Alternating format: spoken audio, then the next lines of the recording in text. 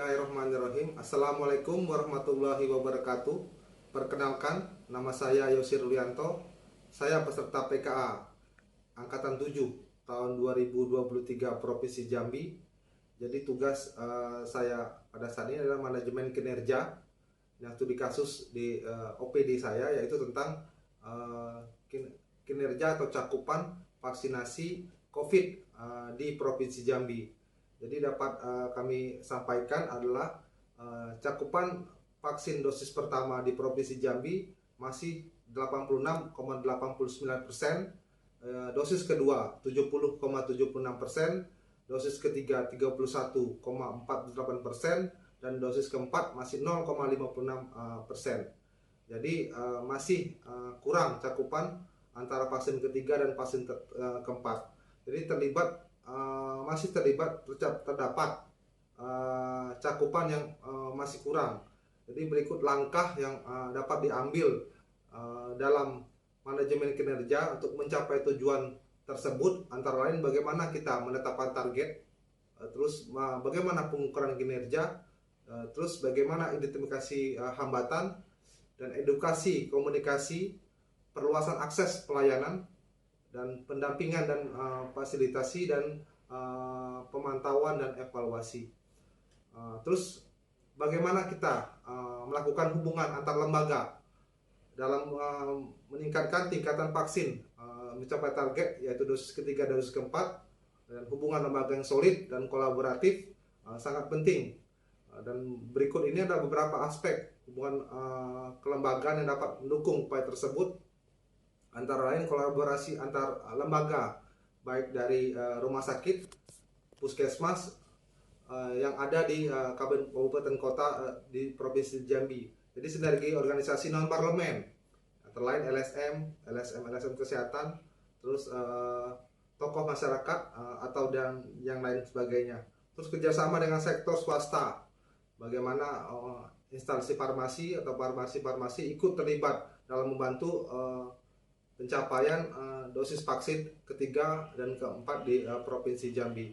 Terus keterlibatan pemerintah daerah, bagaimana teman-teman kabupaten kota membantu Dinas Kesehatan Provinsi agar bisa mengedukasi masyarakatnya untuk mau melakukan vaksinasi dosis ketiga dan dosis keempat. Terus bagaimana jaringan komunikasi dan koordinasi, ya betul tadi, dari antara provinsi, kabupaten, kota, terus antara pemerintah provinsi dan pemerintah daerah, camat, lurah, terus kepala desa, RT itu ikut terlibat membantu dalam sosialisasi ke masyarakat pentingnya melakukan vaksin. Terus komite dan tim kerja. Organisasi antara lain juga ada organisasi digital. Organisasi digital dapat menjadi bagian yang penting dalam upaya peningkatan vaksin ini dalam mencapai target vaksin 3 dan 4. Berikut beberapa organisasi digital yang mendukung upaya tersebut, antara sistem manajemen, terus aplikasi mobile. Bagaimana aplikasi mobile digunakan untuk kita melakukan edukasi vaksin. Terus media sosial atau platform digital, baik Facebook, baik Instagram dan lain sebagainya.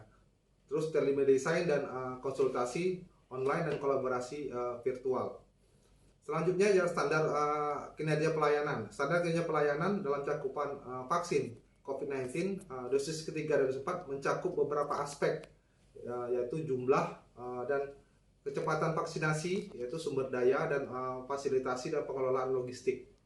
Terus dokumentasi dan pelaporan, keamanan dan kualitas pelayanan, dan pengalaman pasien. Jadi pengalaman pasien itu kita ambil untuk dia membantu kita melakukan promosi-promosi langsung ke masyarakat. Jadi kita tidak hanya menunggu saja dan kita bisa jemput bola ke masyarakat agar masyarakat mau melakukan vaksin tersebut. Manajemen risiko. Jadi manajemen risiko upaya vaksinasi ini, dosis ketiga dan dosis keempat ini, terdapat beberapa risiko yang perlu diantisipasi atau dikelola dengan baik. Beberapa antara lain risiko ketersediaan vaksin. Jadi risiko ketersediaan vaksin meliputi keterlambatan pengiriman atau kekurangan pasokan vaksin. Yang kedua, risiko kualitas dan keamanan vaksin.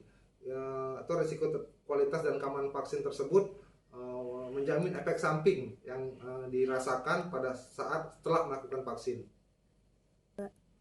Risiko teknologi atau sistem informasi, ya, risiko terkait dengan penggunaan teknologi sistem informasi yang mencakup pada kegagalan sistem atau kegagalan keamanan atau gangguan jaringan. Untuk mengantisipasi risiko ini diperlukan pemeliharaan dan pengujian sistem ya, yang dilaksanakan. Terus yang keempat, risiko ketidakpatuhan atau penolakan vaksin, yaitu risiko penggunaan atau penyimpangan yang salah dan risiko koordinasi dan kolaborasi. Ya, kesimpulan dari ini adalah perlu adanya evaluasi mendalam terhadap faktor-faktor yang mempengaruhi kinerja dan efektivitas program vaksinasi, dan beberapa faktor yang perlu dievaluasi meliputi perencanaan yang matang, koordinasi yang efektif antara stakeholder terkait, ketersediaan sumber daya yang memadai, kualitas pengelolaan logistik, penggunaan teknologi digital yang optimal, dan pendekatan edukasi dan efektif, dan pemantauan risiko yang proaktif. Jadi melalui evaluasi yang komprehensif dapat diidentifikasi hambatan, terus kelemahan dan pelaksanaan program vaksin, terutama dosis ketiga dan dosis keempat, dengan pemahaman yang lebih baik tentang faktor-faktor mempengaruhi kinerja dan langkah-langkah perbaikan yang konkret dapat diambil untuk meningkatkan akses, peningkatan penggunaan teknologi digital, mengoptimalisasi sumber daya manusia dengan pendekatan komunikasi yang edukasi yang efektif. Jadi kesimpulan ini menekankan pentingnya manajemen kinerja yang baik dalam merencanakan pelaksanaan dan pengawasan program vaksinasi. Jadi kurang lebih seperti itu. Jadi terima kasih. Saya akhiri, wabillahi taufiq wal hidayah. Wassalamualaikum warahmatullahi wabarakatuh.